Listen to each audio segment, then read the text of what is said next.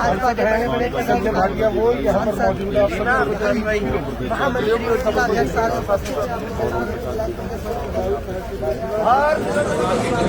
आप देख सकते हैं कि हरियाणा बीजेपी के अध्यक्ष ओम प्रकाश धनखड़ आज करनाल पहुंचे हैं और यहां पर बुके देकर, रेड कारपेट बिछाकर उनका स्वागत किया जा रहा है बीजेपी की तरफ से। एक बड़ी बात यह है कि ब्लैक फंगस की जो तमाम दवाइयां हैं वो आज इनकी तरफ से जो ब्लैक फंगस के मरीज हैं उनके तीमारदारों को दी जाएगी। और आप देख सकते हैं कि यहां पर बुके देकर उनका स्वागत किया गया है और यहां पर जो सांसद हैं संजय भाटिया वो भी पहुंचे हैं। इस वीडियो को आप ज़्यादा से ज़्यादा शेयर कीजिए। लंबे वक्त के बाद आना हुआ है ओम प्रकाश धनखड़ का करनाल में और फिलहाल आप स्थिति देख सकते हैं कि यहां पर जो कार्यक्रम रखा गया है, एक कार्यक्रम सुबह भी था जहां पर ब्लड डोनेशन कैंप था, वहां पर ओम प्रकाश धनखड़ को पहुंचना था।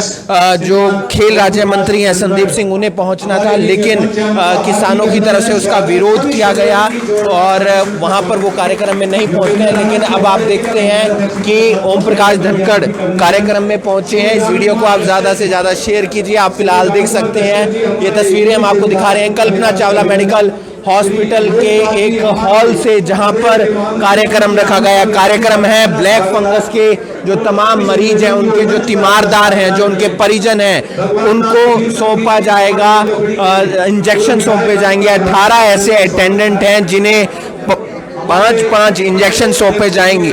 इस वीडियो को आप ज्यादा से ज्यादा शेयर कीजिए। ये तस्वीरें हम आपको दिखा रहे हैं करनाल ब्रेकिंग न्यूज के माध्यम से। लगातार जो तस्वीरें दिखा रहे हैं उसमें सांसद संजय भाटिया, ओम प्रकाश धनखड़ जो बीजेपी के प्रदेश अध्यक्ष हैं और साथ ही साथ तमाम और बीजेपी के नेता भी इस कार्यक्रम में शामिल हुए हैं। इस वीडियो को आप ज्यादा से ज्यादा शेयर कीजिए। तो आप देख सकते हैं ओम प्रकाश धनखड़ जो बीजेपी के प्रदेश अध्यक्ष हैं वो 5-5 इंजेक्शन देते हुए नजर आ रहे हैं। तमाम जो तीमारदार हैं, ब्लैक फंगस के जो तमाम मरीज हैं उनके परिजनों को, और तकरीबन ऐसे 18 से 20 तमाम अटेंडेंट हैं, परिजन हैं जो अलग अलग मरीजों के परिजन हैं, वो कल्पना चावला मेडिकल हॉस्पिटल में भर्ती हैं। ब्लैक फंगस के पीछे दवाइयों को लेकर काफ़ी परेशानी हो रही थी और उसको लेकर सरकार प्रयास कर रही है। और आज आप देख सकते हैं कि जो तमाम अलग अलग मरीज हैं, उनके जो तीमारदार हैं, जो उनके परिजन हैं, उनको 5-5 इंजेक्शन दिए जा रहे हैं। और 5-5 इंजेक्शन का मतलब है कि जिस तरीके से ज़रूरत रहती है, कई बार एक दिन में 2 इंजेक्शन की ज़रूरत रहती है, कई बार 3 इंजेक्शन की ज़रूरत रहती है, कई बार 4 इंजेक्शन की ज़रूरत रहती है, कई बार 5 इंजेक्शन की ज़रूरत रहती है। उसी के मद्देनज़र ये जो कदम है वो सरकार की तरफ से उठाया गया है। और आप देख सकते हैं कि फिलहाल कल्पना चावला मेडिकल हॉस्पिटल में ओम प्रकाश धनखड़ जो बीजेपी के प्रदेश अध्यक्ष हैं, वो यहाँ पर जो तमाम परिजन हैं, अलग अलग जो तीमारदार हैं मरीजों के, उन्हें इंजेक्शन देते हुए नज़र आ रहे हैं। तकरीबन 18 से 20 परिजनों को ये इंजेक्शन सौंपे जा रहे हैं, 5-5 इंजेक्शन सौंपे जा रहे हैं। बहुत से लोगों की सर्जरी हुई है, बहुत से लोग ठीक होकर घर चले गए हैं और बहुत से लोग जिनकी मौत हुई है उनमें ब्लैक फंगस की पुष्टि भी हुई है। और साथ ही साथ अभी भी बहुत सारे मरीज हैं जिनका इलाज कल्पना चावला मेडिकल हॉस्पिटल में चल रहा है। इस वीडियो को आप ज़्यादा से ज़्यादा शेयर कीजिए।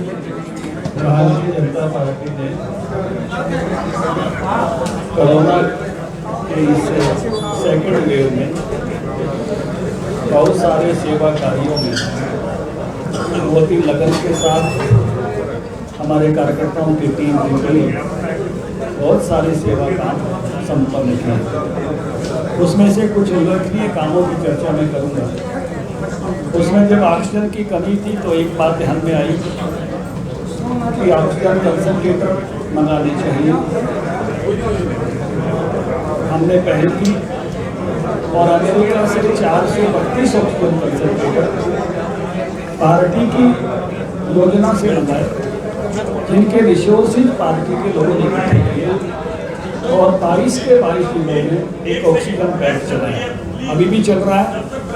जिस भाई को भी ऑक्सीजन कंसंट्रेटर की जरूरत होती है उसको देते हैं, जब उसका काम पूरा हो जाता है, वापिस आ जाता है, तो दूसरे को देते हैं। उसी समय बाकी लोगों को भी हमने निवेदन किया। मुझे खुशी है कि 550 से ज़्यादा oxygen concentrator Indo American chamber of commerce Dallas ने हमारे निवेदन पर सरकार को दिए और आज उसके कारण से सरकार को भी जो पीएम केयर से बाकी ऑक्सीजन कंसंट्रेटर मिले, आज हमारी CSC तक ऑक्सीजन बेड बने हैं। इसके साथ ही एक निवेदन हमको हेल्थ मिनिस्टर साहब ने किया कि हमारे जो सरकारी अस्पताल हैं, ज़्यादातर जो हमारी CHC हैं, PSC हैं,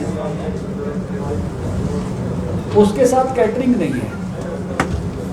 बड़े अस्पतालों में तो रसोई है, पेशेंट वहाँ भी बड़ी संख्या में है, तो पार्टी ने कैटरिंग की व्यवस्था करनी चाहिए। 55 रसोई हमने चलाई और लगभग 5000 भोजन प्रतिदिन इस समय में वहाँ पहुँचाने का काम किया, दोनों समय के मिलाकर। ऐसे ही जब ब्लैक फंगस कोरोना के एक साइड इफेक्ट के रूप में उभर कर आया और एकदम उसकी दवा कम पड़ी, तो किस सोर्सेज से पार्टी भी इस काम को कर सकती है। जो अमेरिका में हमारे से ऐसे संबंध रखने वाले, प्रेम रखने वाले लोग हैं, उनसे हमने आग्रह किया कि क्या आप हमको जल्दी से ब्लैक फंगस की दवा भेज सकते हो। हमने आसपास के राज्यों में भी हमको पता चला बनती में बनती है। हिमाचल के मुख्यमंत्री जी से भी एज ए पार्टी अध्यक्ष मैंने निवेदन किया, तो उन्होंने कहा कि तुरंत हम आपको 1000 वायल दे सकते हैं।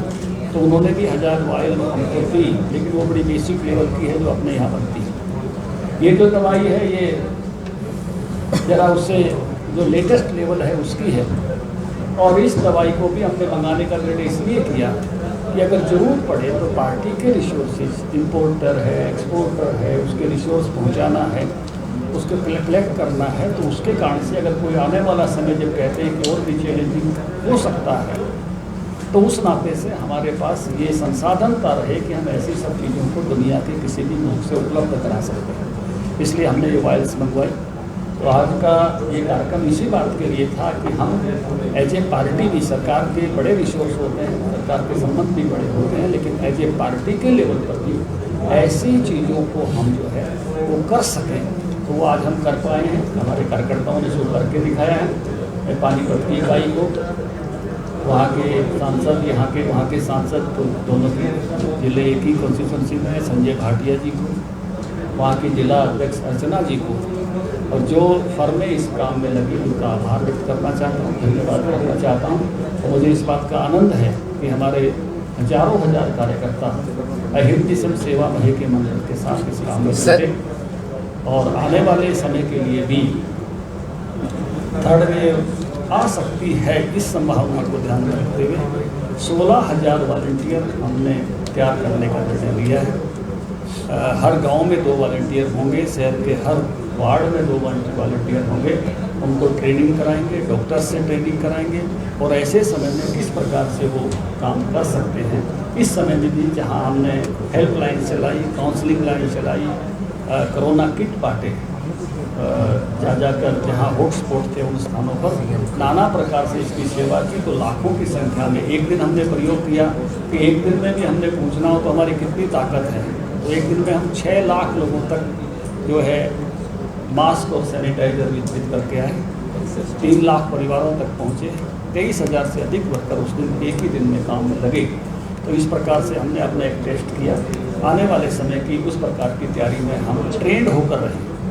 बहुत सारी बातें इस अनुभव में से जो ध्यान में आई हैं, तो ऐसी एक मानव संसाधन हम इस तरह से ट्रेन करके और इसी प्रकार से सेवा में आगे अग्रणी रहे, इस भावना के साथ भारतीय जनता पार्टी का कार्यकर्ता काम करता है। उसी के एक जिस काम ने मुझे भी प्रेरित किया और हमारे सारे कार्यकर्ताओं को प्रेरित करने वाला ये काम है कि जरूरत पड़े तो दुनिया के किसी भी मुल्क से चीज़ें मंगाकर और हम उसमें सहभागी हो सकते हैं।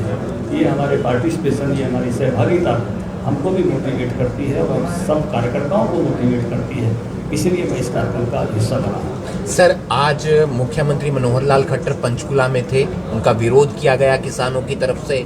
आपने भी ब्लड डोनेशन कैंप में पहुंचना था, आप नहीं गए क्योंकि वहां पर किसान थे, विरोध होना था। किस तरीके से देखते हैं? गुरनाम सिंह चढ़ूने ने कहा है कि बहुत से किसानों को गिरफ्तार कर लिया है, थाने का घेराव कर दो। देखिए, पहली बार मैं देख रहा हूँ कि एक आंदोलन ऐसे कानूनों के लिए चल रहा है जो कानून ऐच्छिक है। वो कानून किसी पे जबरन लागू नहीं है।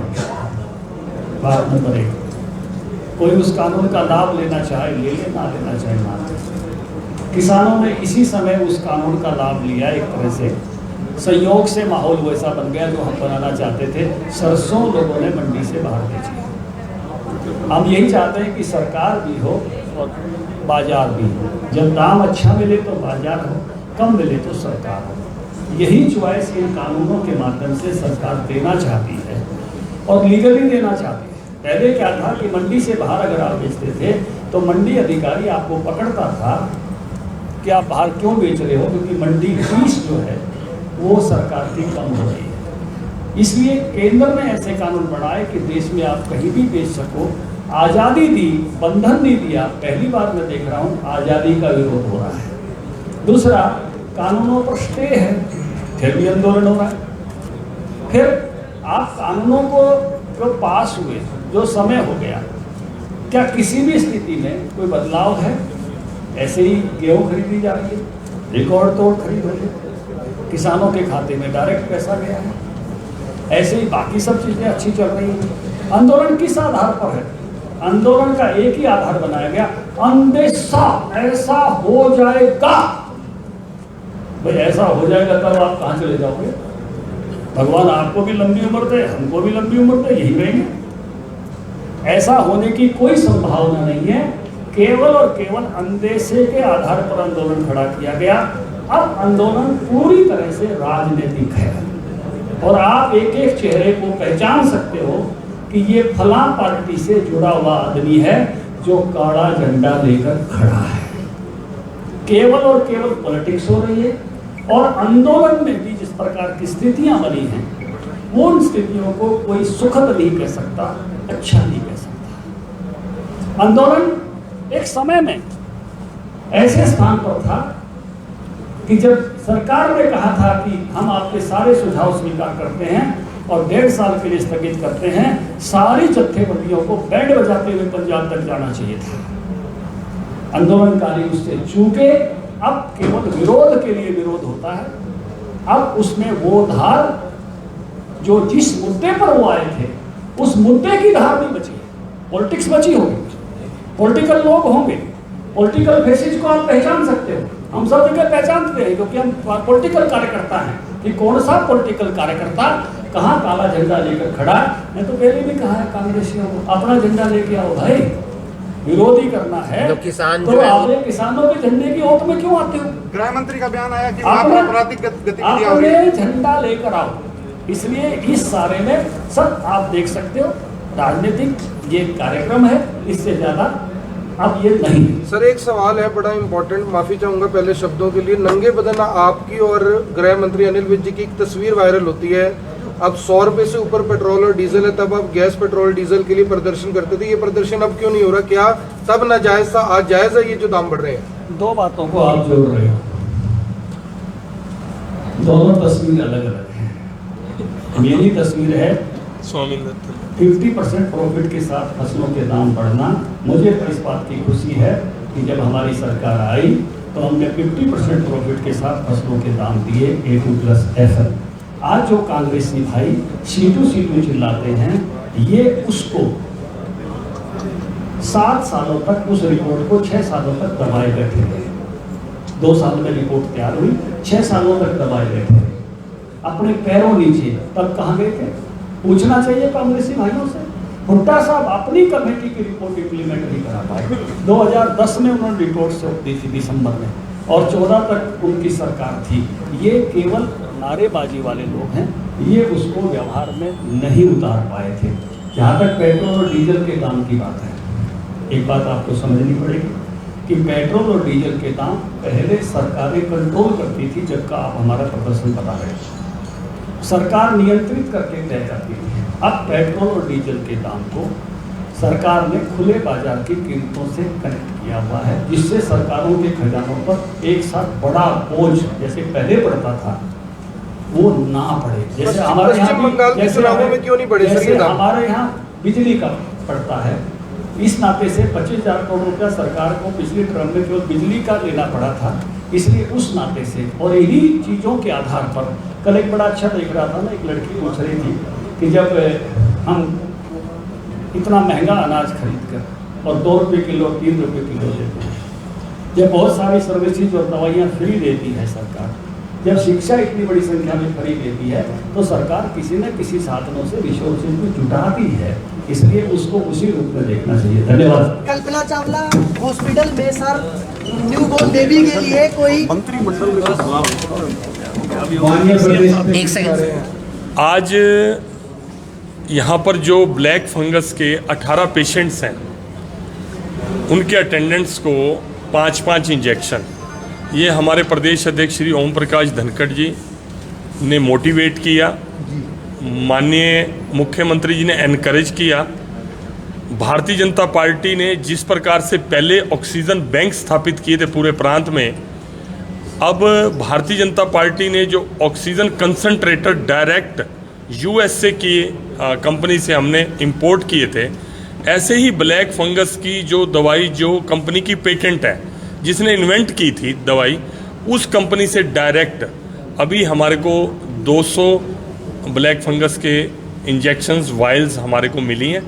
हमने प्रयास कर रहे हैं, किसी चीज़ की कमी नहीं। हालांकि अभी पेशेंट्स को सरकार भी पूरी तरह से उपलब्ध करवा रही है, लेकिन हमने फिर भी कोई इन केस ऑफ इमरजेंसी, क्योंकि उस समय एक पैनिक सा हो रहा था कि शायद ब्लैक फंगस की दवाई वो ना पड़ जाए, तो हमने उस प्रोसेस को अपने कर लिया, गो थ्रू चले गए। अब किसी भी समय कोई भी इमरजेंसी, खाली ये ब्लैक फंगस की दवाई नहीं, oxygen concentrator, Bharatiya Janata party ने एक ऐसा ग्रुप, एक ऐसी टीम क्रिएट कर ली है जो हर तरह के कामों में सक्षम है। आज माननीय प्रदेश अध्यक्ष जी आ रहे हैं, उनके हाथों से आज ये हम शुभारंभ करवाएंगे। आज ब्लड डोनेशन का एक कार्यक्रम था, आपकी जानकारी में होगा। संदीप सिंह ने पहुंचना था, ओपी धनखड़ ने पहुंचना था, लेकिन वहां पर नहीं पहुंचे और किसान पहुंच गए वहां पर विरोध करने के लिए। इस संदर्भ में आप कुछ कहेंगे? मैं एक्चुअली आज सुबह से ही गुरुग्राम में हमारी बैठक थी, 24 की हमारी प्रदेश कार्य समिति की बैठक है। मैं सुबह 6 बजे गुरुग्राम चला गया था, फिर रोहतक आते हुए एक छोटी सी मीटिंग थी। अभी मैं सीधा यहाँ पर पहुँचा हूँ। महेंद्र जिंदल जी हमारे बहुत पार्टी के वरिष्ठ कार्यकर्ता थे, आज उनकी 13वीं थी, वहाँ से होकर मैं आया। मेरी जानकारी में आया शायद मेरे ख्याल पीयूष मुनि जी के यहाँ पर शायद वहीं था ना, तो वहाँ संदीप जी ने आना था, अध्यक्ष जी ने आना था। आपका क्या कहना है कि वहाँ नहीं पहुँच पाए? वहाँ वो लोग नहीं पहुँचे, यानी कि मंत्री और नेता, क्योंकि किसान वहाँ पर पहले से डटे हुए थे विरोध करने के लिए। नहीं, मैं कहता हूँ कि विरोध किस चीज़ का कर रहे हैं, मतलब ब्लड डोनेशन नहीं होनी चाहिए इस समय। नेताओं का विरोध नहीं, नेताओं का वो किस काम के लिए जा रहे हैं? कोई राजनीतिक भाषण देने के लिए जा रहे हैं, कोई पॉलिटिकल प्रोग्राम है? सेवा का काम है। आज अभी ब्लैक फंगस के इस कार्यक्रम में आए हुए हैं, आज भी ब्लैक फंगस की दवाई मिल जाए इसके लिए कर रहे हैं। भारतीय जनता पार्टी राष्ट्रीय अध्यक्ष श्री JP नड्डा जी और जिस तरह से कुशल नेतृत्व मोदी जी ने किस प्रकार से सेकंड वेव का पूरे, अभी मैं कल पढ़ रहा था, पता नहीं वो सर्वे किस चीज़ का था, पूरे वर्ल्ड में 66% वोट लेकर मोदी जी पूरी दुनिया में सर्वश्रेष्ठ नेता के रूप में स्थापित हुए। जिस नेता को पूरी दुनिया मान रही है, क्या वो नेता किसानों का विरोधी हो सकता है? वो किसानों के लिए, मजदूरों के लिए कुछ गलत सोच सकता है? लेकिन ये बिना कारण से, जिनको खुद कानून का ज्ञान नहीं है, ऐसे ऐसे महानुभाव चडूणी जी जैसे, जो ये कहते हैं कि कोरोना वायरस नाम की चीज़ ही नहीं है, ये तो 5G टावर का रेडिएशन है, ऐसे चडूणी जी कहने पर क्या कृषि कानून गलत हो जाएंगे? ये भ्रमित किया जा रहा है। मेरे किसान भाई बहुत सादे हैं, लेकिन फिर भी चलो विरोध करें, प्रदर्शन करें, ये उनका राइट है लोकतंत्र के अंदर। लेकिन आप विरोध प्रदर्शन, आप जब हम पौधारोपण करते हैं तो पौधों का विरोध करो। किसान क्या पौधे लगाने का विरोध कर सकता है? वृक्षारोपण का विरोध कर सकता है? किसान क्या ब्लड डोनेशन कैंप का विरोध कर सकता है? किसान क्या ब्लैक फंगस की मेडिसिन अगर बांटते हैं उसका विरोध करता है? ये सोचने की बात है। मैं तो कम से कम नहीं मानता कि किसान विरोध कर रहे हैं। किसानों की आड़ के अंदर उनका नाम लेकर जिनकी मेलाफाइड इंटेंशन हो सकती है, जिनका पॉलिटिकल एजेंडा हो सकता है, जो अपना पॉलिटिकल ग्राउंड खत्म कर चुके हैं, ऐसे लोग तो विरोध कर सकते हैं। सर, एक सवाल है, मुख्यमंत्री जी ने ये कहा था कि जो ब्लैक फंगस के इंजेक्शन है सरकार के थ्रू ही जहां जरूरत है वहां जाएंगे। ओपी धनखड़ जी किसी कॉन्स्टिट्यूशनल पोस्ट पे नहीं है, तो किस कैपेसिटी से उन्हें कंपनी से या फैक्ट्री से वो इंजेक्शन डायरेक्ट कैसे मिल गए उनको? क्या और भी लोग ऐसे इंजेक्शन ले सकते हैं? ले सकते हैं जी, सब ले सकते हैं, पेशेंट्स के लिए ले सकते हैं। ऐसा है, ये कंपनी से ही हमने लिए हैं। डायरेक्ट कंपनी से इंपोर्ट किए हैं। सत्यपाल चोपड़ा जी आइए, आगे आइए, ये की पर्सन्स हैं जिन्होंने किया है। ये पहले इंपोर्टर्स थे, नेवी के कैप्टन रहे हैं। अब इन्होंने ये सारा इंपोर्ट, पहले ऑक्सीजन कंसंट्रेटर भी इन्होंने मंगवाए थे, अब भी इन्होंने मंगाए हैं। तो सरकार भी दे रही है, सरकार के माध्यम से भी जो 1000 वायल्स आ रही हैं वो पेशेंट्स को ही जा रही हैं, लेकिन ये एक्स्ट्रा एफर्ट है। कोई धार्मिक संस्था, कोई सामाजिक संस्था चैरिटी में, और ये चैरिटी में आए हैं। ये एक कंपनी है त्रिमूर्ति फ्रेगनेंस प्राइवेट लिमिटेड, दिल्ली की है। प्रदीप अग्रवाल जी इसके ऑनर हैं। आज जो दवाई हम बांट रहे हैं उसके लिए चैरिटी उन्होंने की है। धर्म का काम, सेवा का काम, चैरिटी का काम कोई भी कर सकता है, उसके लिए कॉन्स्टिट्यूशनल पोस्ट की नहीं जरूरत। हाँ जी संजय भाटिया जी, पेट्रोल डीजल के दाम आप भी देख रहे होंगे बढ़ रहे हैं लगातार। कल अभय चौटाला आए थे, उन्होंने कहा कि जब सत्ता में नहीं थे तब प्रदर्शन करते थे और जब सत्ता में आ गए हैं तो लोगों को लूटने का काम कर रहे हैं। ये बीजेपी के नेता थूक चाटने का काम करते हैं। लूट का राज, झूठ का राज, गुंडागर्दी का राज पिछले हरियाणा के अंदर किन लोगों ने किया? वो लोग कहते छाछ तो बोले सो बोले, छलनी बोले जिसमें 900 छेद। लूट खसोट का राज तो उनके समय में आज भी मैं याद करता हूँ। मैं आज भी बैठा था कहीं 87 से मैं सक्रिय राजनीति में हूँ। वो तो मैंने देखा ही है, उनकी कार्य प्रणाली क्या होती थी, उनकी दहशत क्या होती थी। आज भी कोई पत्रकार उनके सामने कोई टेढ़ा सवाल कर ले, कितनी कड़वी नज़र से और तिरछी नज़र से देखते हैं। ये सिरसा के भी कई एग्जाम्पल हैं भाई साहब। विधायक गोगी ने आरोप लगाया आज भी कि आप पब्लिसिटी के लिए आए हैं। 1 महीने से ब्लैक फंगस था, तब कहाँ थे ये नेता लोग? ऐसा है, गोगी जी अपने भाई हैं, मित्र हैं, और मुझे लगता है कि खाली कांग्रेस के लोग, सिर्फ गोगी जी नहीं, सभी कांग्रेस के लोग, चाहे उनके वरिष्ठ नेता रहे हों, राहुल गांधी रहे हों, सोनिया गांधी रहे हों, उनका कोई एक वीडियो, कोई एक फोटोशूट आप मुझे दिखा दीजिए कोई सेवा के कार्य के अंदर। सेवा कार्य एक दिन का मुझे पता चला जब राजीव गांधी जी की पुण्यतिथि थी, कुछ कांग्रेस के नेताओं ने फोटोशूट कराया और घर में जाके बैठ के ट्वीट करना, फेसबुक पे डालना, सोशल मीडिया पे डालना, ये उनका धंधा रह गया। गोगी जी का मुझे एक वीडियो बता दीजिए पूरे असंध के अंदर एक दिन भी रहे हो। आपको भारतीय जनता पार्टी के एक नहीं हजारों वीडियो, ऑडियो, फोटो आपको मिल जाएंगे, चाहे वो सेवा रसोई के माध्यम से लोगों को भोजन दे रहे हो, चाहे वो उन्होंने ऑक्सीजन सिलेंडर्स का अरेंजमेंट्स किया हो, ऑक्सीजन कंसंट्रेटर्स का किया हो, चाहे इंजेक्शंस का अरेंजमेंट किया हो। लगातार भारतीय जनता पार्टी के कार्यकर्ता दिन रात लगे हुए हैं। लेकिन मैं आरोप प्रत्यारोप में नहीं जाना चाहता। मैं उनको भी कहता हूं अब कुछ समय ऐसा है, अभी हम सेकंड वेव से निकल गए, फिर भी हमारे डर है कि शायद थर्ड वेव जो बच्चों को इफेक्ट करेगी वो आ जाए। इन सारी चीज़ जो हो गया फर्स्ट और सेकंड वेव में, आप घर सोए रहे, लेकिन थर्ड वेव ना आए, परमात्मा से प्रार्थना है। अगर आए तो मैं उनसे प्रार्थना यही करना चाहता हूं कि दलगत राजनीति को छोड़कर आकर लोगों की सेवा करें। हम उनसे पहले उनको आगे करके उनको गए थे एक दिन फ्रूट्स बांटने और नोटिस भेज दिया गया, वो बता रहे थे कि बच्चों को प्रोटोकॉल तोड़ा गया है और नोटिस भेज दिया। नहीं कोई बात, उनको क्या नोटिस अभी रद्द कर देते हैं, उनको लगातार फ्रूट बांटना बंद न करो, चालू ही रखो। मैं उनकी जिम्मेवारी लेता हूँ। सिख समाज ने प्रदर्शन किया, डीसी साहब को ज्ञापन दिया सिख समाज ने, और आपके ऊपर आरोप लगाया कि आप समाज को बढ़वाने का काम कर रहे हैं, और जो संजय भाटिया एमपी हैं वो माहौल बिगाड़ने की कोशिश कर रहे हैं। मैंने नहीं देखा, नहीं, मैंने तो कुछ भी नहीं किया। मैं तो आपको बता सकता हूँ, मैं वहाँ पर बैठा था भारतीय जनता पार्टी के जिला कार्यालय में। उस दिन लोगों को मैंने टाइम दिया था मिलने के लिए। एक बहुत बड़ा डेलीगेशन कुरुक्षेत्र के काफ़ी लोग थे, उसमें यहाँ पर आए। उन्होंने कहा हम बड़ी दूर से आए हैं, हम आप पे विश्वास करते हैं और आप हमारी मदद करो। जिस दिन वो मेरे पास आए उस दिन के अभी आप इस कार्यक्रम के बाद की मैं आपको प्रॉपर रिकॉर्ड दे सकता हूं कि मैंने क्या क्या वर्किंग की है। हाँ विशाल जी, ये देखिए सर, इन राइट मैं आपका कोई भी एक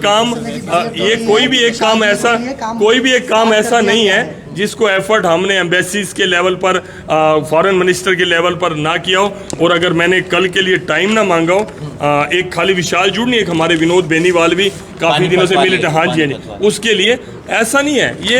अच्छा, दूसरी बात, उन्होंने आरोप किस बात पे लाया? वहाँ तो कोई ऐसी समाज नहीं यार, मैं अरे सर आकर्षण जी, अभी आप पत्रकारों का कोई मेरे को ज्ञापन दोगे तो मैं राजनीति करूंगा उसके अंदर। अगर कोई सारा समाज, युवा, सब साथी, इतनी बड़ी आपने देखा हजारों की संख्या में थे, अगर ज्ञापन देने के लिए आए, ऐसी कोई एक चीज बता दे, कोई समाज की शान में किसी ने कोई एक शब्द ना उन्होंने बोला, किसी ने नहीं बोला, ऐसे पता नहीं कैसे मन गढ़ंत बातें, जो आदमी कोरोना वायरस को 5G टावर की वो बता सकते हैं, वो तो कुछ भी बता सकते हैं। ऐसे महात्माओं का तो हम नमन करते हैं। विशाल वो तो झूठ की आड़ में किसान आंदोलन तोड़ने की बाबू जी, वो कहते चोर की दाढ़ी में तिनका। बताओ, विशाल झूठ हमारा एक देशभक्त आदमी, जिसने इतनी हजारों की भीड़ के अंदर साहस रखा कि जो तिरंगे का अपमान करा था, ऐसे देशभक्त को तो उनको भी सल्यूट करना चाहिए। और कांग्रेसी और कम्युनिस्ट आदमी उसमें राजनीति देख रहे हैं। लेकिन मैं एक बात बताऊं, ये सब ना लाइन से हट चुके हैं। आकर्षण जी, आप भी मीडिया के लोग हैं, निष्पक्ष लोग हैं। हमारी कमी होगी हमें नहीं छोड़ेंगे, उनकी कमी होगी तो उनको नहीं छोड़ेंगे।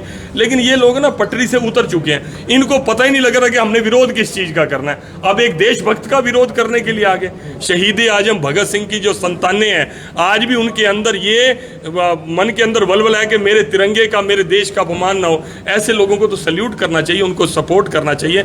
कोई नहीं, धीरे धीरे समझ जाएंगे। अभी समय थोड़ी सी संजय जी, विशाल झूठ पर और भी मामले दर्ज हैं वहाँ पर जो ऑस्ट्रेलिया के अंदर, हालांकि जिस मामले की बात कर रहे हैं सभी, वो मामले में उसको गिरफ्तारी नहीं हुई। क्या कहना चाहेंगे उसके बारे में? देखिए, और कोई मामले दर्ज हैं, मुझे इस बात की जानकारी नहीं है। आपको ज़्यादा जानकारी होगी तो आप बता दीजिए क्या मुकदमा है। कोई और मुकदमा दर्ज है और किसी ने देशभक्ति का एग्जाम्पल दे दिया, बॉर्डर पे जाके जो अपने देश की रक्षा के लिए हिम्मत करके लड़ाई लड़ी, वो उसका और मामलों के साथ क्या कंसर्न हो जाएगा? मैं तो इसे क्या रेलेवेंसी है इस बात की? मेरा इनके साथ झगड़ा हो गया, इसका मतलब ये थोड़ी कि मैं आपसे भी झगड़ा कर लूंगा। और मैं मामले के अंदर बताया जा रहा है कि पिछले भाटिया थे जिन्होंने बहुत जानकारी दी, अलग अलग मुद्दों पर बात की। उन्होंने बात की विशाल झूठ के मामले पर, उन्होंने बात की ब्लैक फंगस के मामले पर, उन्होंने बात की किसान आंदोलन के मामले पर। क्योंकि आज ओम प्रकाश धनखड़ और खेल राज्य मंत्री संदीप सिंह ने पहुंचना था जैन आराधना मंदिर में, लेकिन वो वहां पर नहीं पहुंचे। संजय भाटिया का कहना है कि ये किसान के आड़ में, यानी कि अब कुछ राजनीतिक चमकाने वाले लोग जुट चुके हैं और वो राजनीति कर रहे हैं और मुद्दे से भटक चुके हैं। यानी कि मुद्दा क्या है उससे भटकते हुए नजर आ रहे हैं। कभी कृषि कानूनों को लेकर विरोध हो जाता है, कभी ब्लड कैंप का विरोध हो जाता है, कभी विरोध हो जाता है विशाल झूठ मामले को लेकर। तो ये बात उन्होंने रखी है। साथ ही साथ कल जब अभय सिंह चौटाला पहुंचे थे, उन्होंने पेट्रोल डीजल के जो बढ़ते दाम हैं उस पर कटाक्ष किया था सरकार पर, उस पर अपनी प्रतिक्रिया दी है कि जब इनकी सरकार थी तो किस तरीके से लूट खसोट की राजनीति चलती थी, किस तरीके से काम होते थे, ये सारी जनता जानती है। ओम प्रकाश धनखड़ यहां पर पहुंचेंगे। ब्लैक फंगस से जुड़े हुए तमाम जो लोग हैं उनके अटेंडेंट को, उनके परिजनों को दवाइयां सौंपी जाएंगी। बीजेपी के प्रदेश अध्यक्ष ओम प्रकाश धनखड़ आज कल्पना चावला मेडिकल हॉस्पिटल पहुंचे, जहां पर उन्होंने ब्लैक फंगस के जो तमाम मरीज हैं जो अपना यहां पर इलाज करवा रहे हैं, उनके तीमारदारों को ब्लैक फंगस का जो इंजेक्शन है वो दिए। और तकरीबन एक तीमारदार को 5 इंजेक्शन दिए गए और 18 से 20 तीमारदारों को कुल इंजेक्शन दिए गए। तमाम राजनीतिक मुद्दों पर उनसे सवाल किए गए। सबसे पहला सवाल था कि आज उन्होंने एक ब्लड डोनेशन कैंप में पहुंचना था, वहां पर वो नहीं जाते हैं। साथ ही साथ पंचकुला में हरियाणा के मुख्यमंत्री मनोहर लाल खट्टर का विरोध होता है किसानों की तरफ से। जब इस पर उनसे सवाल किया जाता है तो उनका साफ कहना है कि अंदेशे के नाम पर यह आंदोलन हो रहा है और पहले आंदोलन में जो धार बची हुई थी, जो मुद्दे बचे हुए थे, अब वो मुद्दे खत्म हो गए हैं। अब आंदोलन ने राजनीतिक रूप ले लिया है, यानी कि आंदोलन पूरी तरीके से राजनीति से जुड़ा हुआ है। उसमें तमाम अलग अलग राजनीतियों के लोग हैं और ये भी उन्होंने कहा कि कांग्रेस के लोग भी उसके साथ जुड़े हुए हैं। इस वीडियो को आप ज़्यादा से ज़्यादा शेयर कीजिए। एक सवाल और, जो पेट्रोल डीजल के दाम लगातार बढ़ रहे हैं उस पर जब उनसे सवाल किया गया तो उन्होंने कहा कि पहले जो रेट तय होते थे वो सरकारें तय करती थी पेट्रोल डीजल के दाम, इसलिए हम प्रोटेस्ट करते थे। लेकिन अब सरकारें तय नहीं करती है, अब सरकार बहुत सारे अलग अलग शिक्षा की बात की जाए, गेहूं की बात की जाए, लोगों को सस्ते दामों पर देती है, इसलिए कहीं से रिसोर्सेज के तौर पर पैसे भी जुटाने होते हैं। तो उन्होंने गोलमोल जवाब दिया और उन्होंने कहा कि अब जो कंट्रोल है वो सरकार के हाथ में नहीं है पेट्रोल डीजल के दामों का। इस वीडियो को आप ज़्यादा से ज़्यादा शेयर कीजिए और बाकी तमाम खबरों के लिए आप जुड़े रहिए करनाल ब्रेकिंग न्यूज़ के साथ। नमस्कार।